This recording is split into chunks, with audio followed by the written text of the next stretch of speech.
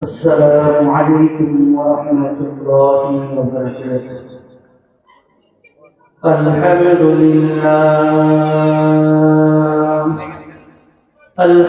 لله نحمده ونستعينه ونستغفره ونعوذ بالله من شرور أنفسنا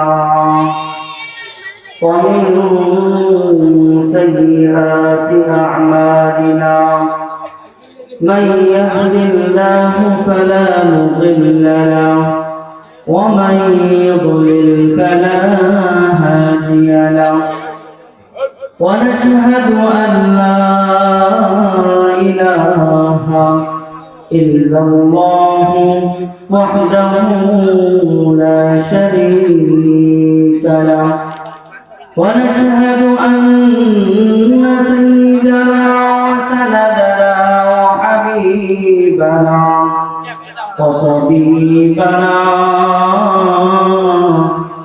وطبيب قلوبنا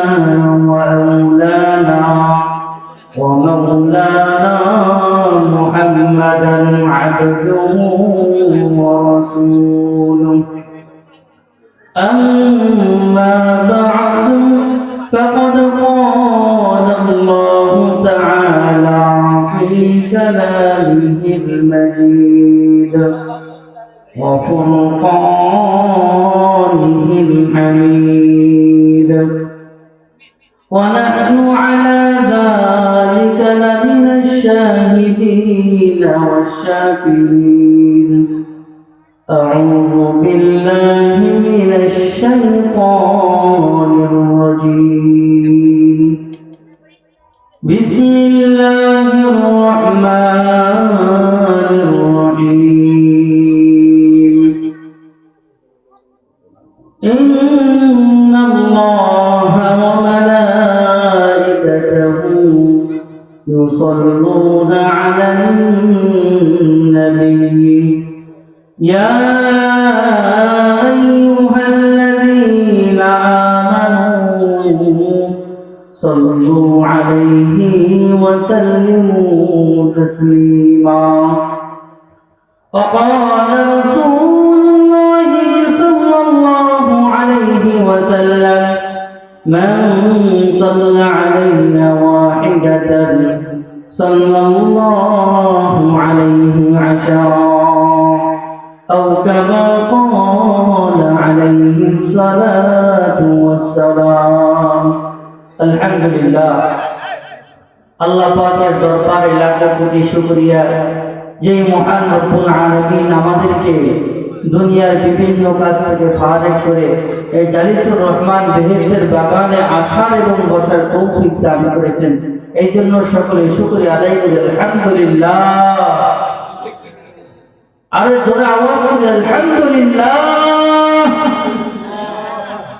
লাখো কোটি দরুদ ও সালাম ওই মহামানবের উপর जिनार माध्यमे আল্লাহ পাক রব্বুল আলামিন দ্বীন ইসলামকে দ্বীন শরিয়াতকে পরিপূর্ণভাবে আমাদের পর্যন্ত পৌঁছানোর তৌফিক দান করেছেন। সেই মহামানবের উপর সকলেই দরুদ পড়ি সাল্লাল্লাহু আলাইহি ওয়াসাল্লাম। আল্লাহ পাক রব্বুল আলামিন সূরাতুল আহজাবের ভিতরে বলতেছেন ইন্নাল্লাহা ওয়া মালাইকাতাহু ইউসাল্লুনা আলান নবী ইয়া আইয়ুহাল্লাযীনা আমানু সাল্লু আলাইহি ওয়া সাল্লিমু তাসলিমা।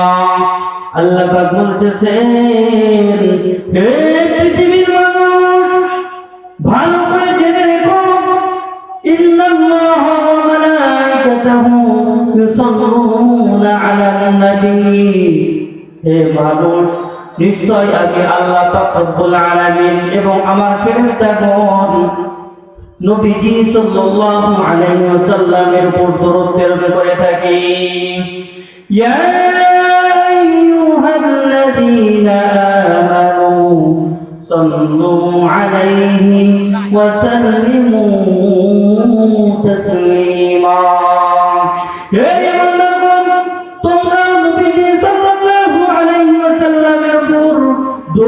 সালাম প্রেরণ করতে থাকো। কারণ হইল আমি আল্লাহ পাক রব্বুল আলামিন নিজে নবীজির উপর দরুদ পড়ি।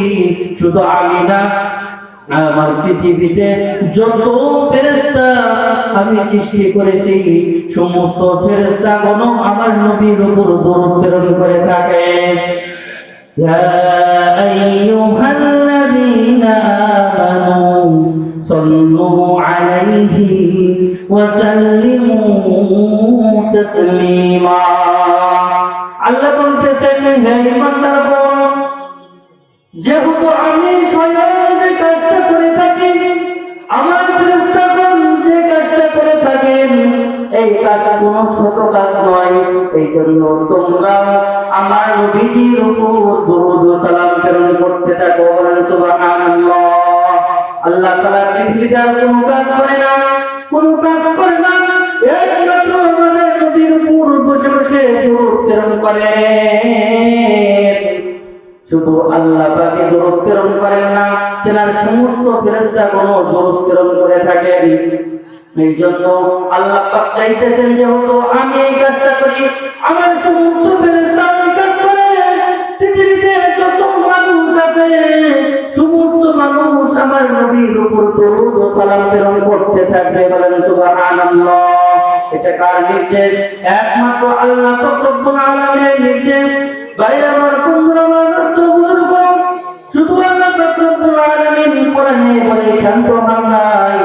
রাসূলুল্লাহ সাল্লাল্লাহু আলাইহি ওয়াসাল্লাম বলতেছেন, মান সাল্লা আলাইয়া ওয়াহিদাতান সাল্লাল্লাহু আলাইহি আশারা।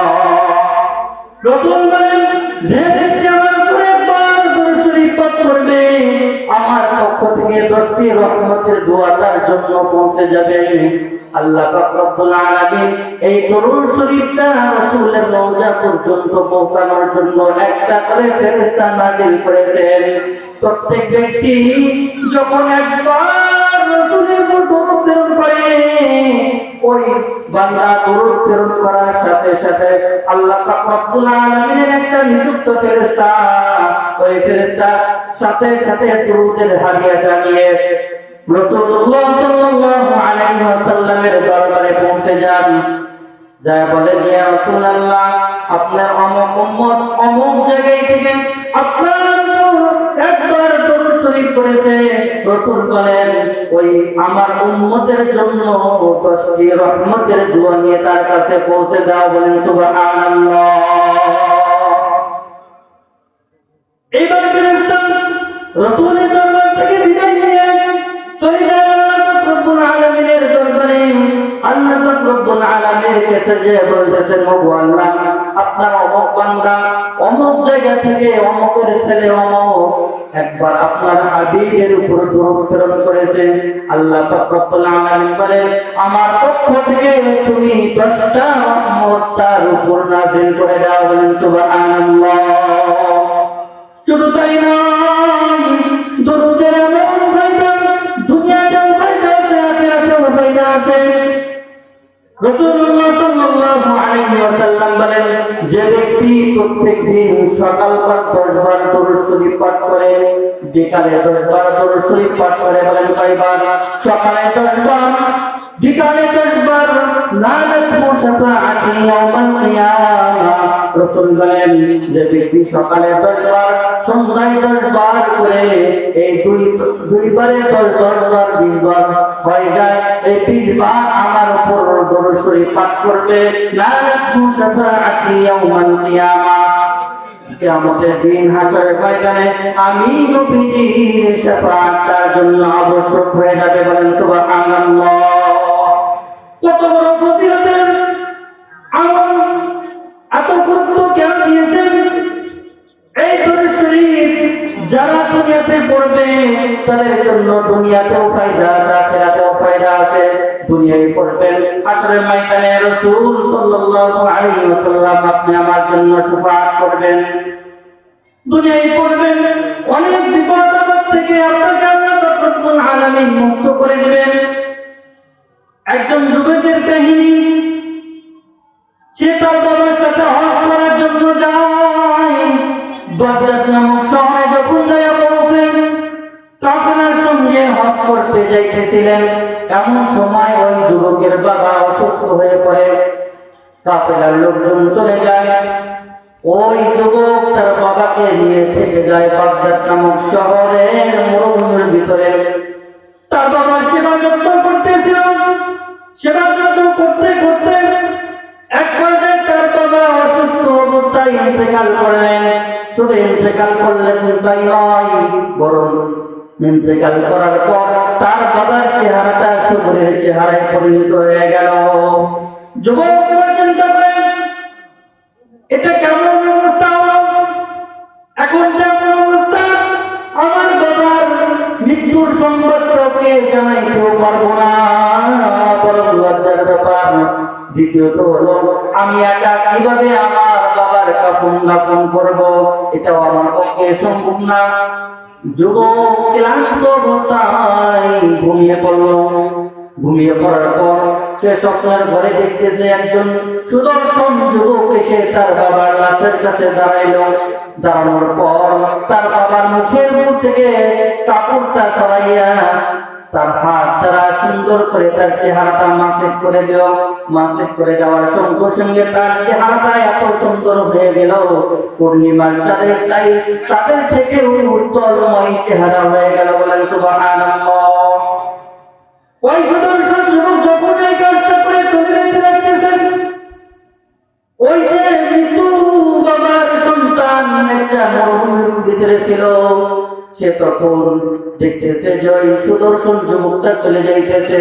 এবার বলতেছে যে আপনি কে চিনি না, এই কঠিন বিপদের মুহূর্তে আপনি আমার এত বড় উপকার করলেন, যে আপনি আপনার পরিচয়টা একটু দেন। তখন ওই সুদর্শন যুবক বলতেছেন, ও যুবক, তুমি আমাকে চেনো না, আমি হলাম শাফিউল মুজরিমিন রাহমাতুল লিল আলামিন, আমি হলাম গুনাহগার উম্মতের সরদার, মুসলিম উম্মতের সরদার। নবী সাল্লাল্লাহু আলাইহি ওয়াসাল্লামের পরিচয় পাওয়া মাত্র যুবক রাসূলের কদম মোবারকে পড়ে গেলেন, বললেন, ইয়া রাসূলুল্লাহ, আপনাকে আমি চিনতে পারি নাই। রাসূল বলেন, হে যুবক, তুমি চিন্তা করো না, চিন্তার কোনো কারণ নাই, তোমার বাবার কাফন দাফনের সব ব্যবস্থা হয়ে যাবে, তুমি নিশ্চিন্তে থাকো। এবার যুবকটা বাগদাদ সুন্দরভাবে ওই অবস্থায় কাটিয়ে দিলেন। যখন ভোর হয়ে গেল, যুবক দেখতেছে ভোর হওয়ার সঙ্গে সঙ্গে তার বাবার লাশের দিকে চতুর্দিক থেকে মানুষ চলে আসতেছে। যুবক হতবাক হয়ে গেল, এটা কেমন করে হলো? আমি তো আমার বাবার মৃত্যুর সংবাদ কোনো মানুষকে জানাই নাই, আমি এই কথা বলি নাই আমার বাবার কাফন দাফনের ব্যবস্থা করতে হবে, মৃত্যুর সংবাদ পর্যন্ত কাউকে জানাই নাই। তাহলে এত বড় লোক কিভাবে সমাগম করতেছে, আমার বাবার লাশের কাছে এসে জড়ো হইতেছে? যুবকের অন্তরে কৌতূহল বসত একজনকে জিজ্ঞাসা করলো, ভাই, আমার বাবা ইন্তেকাল করেছে ঠিক হয়নি, আমি আমার বাবার ইন্তেকালের খবর পৃথিবীর কাউকে জানাই নাই, তোমরা কিভাবে জানলে? এবার ওই লোকটা বলতেছে, যুবক, তুমি না জানাই নাই কি হবে? আমরা যখন ভোর রাতে নামাজ পড়ার জন্য উঠছিলাম, গায়ের থেকে একটা আওয়াজ আসলো, যদি কোনো ব্যক্তি নিজের গুনাহ ক্ষমা করাইতে চায়, নিজের গুনাহ সমস্ত গুনাহ মাফ করাইতে চায়, ওই ব্যক্তি যেন ওই মরুভূমির ভিতরে একটা লাশ ময়লা পয়লা রয়েছে, তার জানাজায় যেন অংশগ্রহণ করে, তার কাফন দাফনের ব্যবস্থা যেন করে। এই আওয়াজ যখন আমরা শুনতে পেলাম, ভোর হওয়ার সাথে সাথে চতুর্দিক থেকে আমরা তোমার বাবার লাশের কাফন দাফন করার জন্য আসছি। ওই যুবক বাবার কাফন দাফন শেষ করে যখন হজের জন্য চলে গেলেন, হজের জন্য চলে যাওয়ার পর হজের বিভিন্ন দোয়াগুলো পড়া বাদ দিয়া শুধু দরুদ শরীফ পড়তেছে আর দরুদ শরীফ পড়তেছে। ওই জামানার প্রখ্যাত জিবরীল রাহমাতুল্লাহি আলাইহি বলেন, হে যুবক, তুমি কি কোনো দোয়া কালাম জানো না? তুমি কি কোনো দোয়া করো না?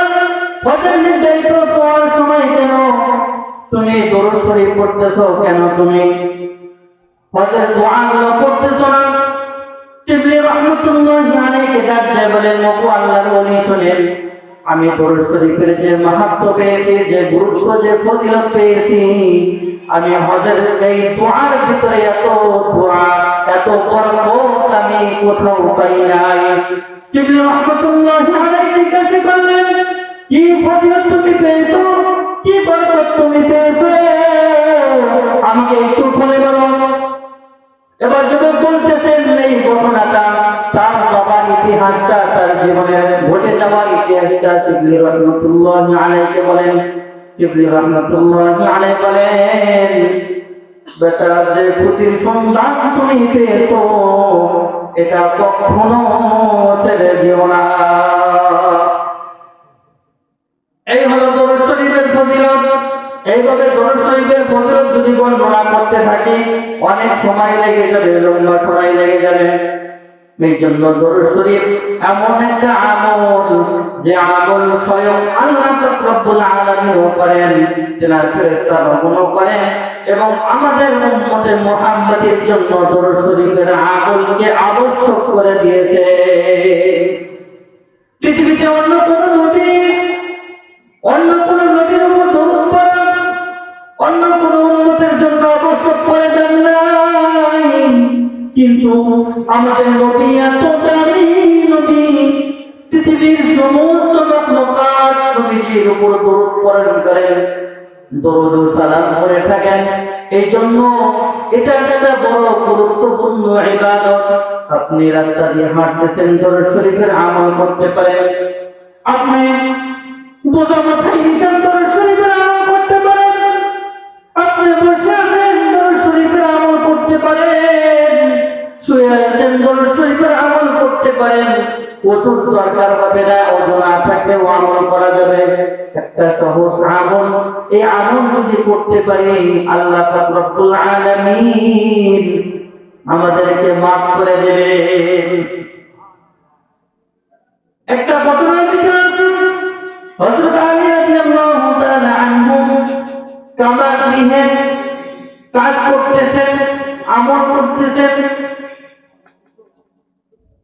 আবু জেহেল, উতবা, শাইবা তাদের কাছে একজন ভিক্ষুক চলে আসে, আমাকে কিছু সদকা করেন, আমাকে কিছু হাদিয়া দেন, আমাকে কিছু দান করেন। আবু জেহেল, উতবা, শাইবা তারা দেন নাই, না দিয়ে বলতেছে, কই দেখো কাবা গৃহে আলী বসে আছে, আলী ওখানে আছে, আলী অনেক দামি, তুমি যদি তার কাছে যাও তোমাকে অনেক কিছু দান করবে, অনেক সফলা দিবে, তুমি যাও, চলে যাও আলীর কাছে। এবার ওই ভিক্ষুক আলী রাদিয়াল্লাহু তাআলা আনহুর কাছে চলে গেলেন।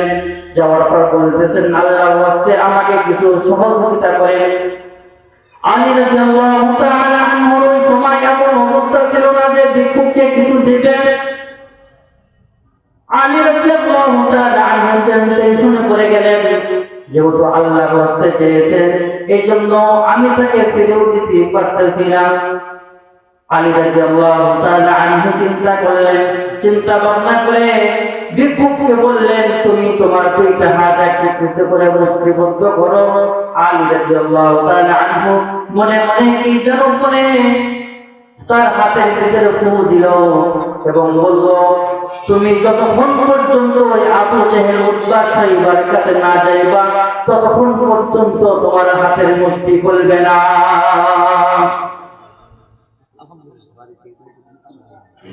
সময় সংক্ষিপ্ত, এই জন্য বলার সম্ভব হলো না। ইনশাআল্লাহ আগামীতে যদি সুযোগ পান ইনশাআল্লাহ শোনাবো। وآخر دعوانا الحمد لله رب العالمين. السلام عليكم ورحمة الله وبركاته.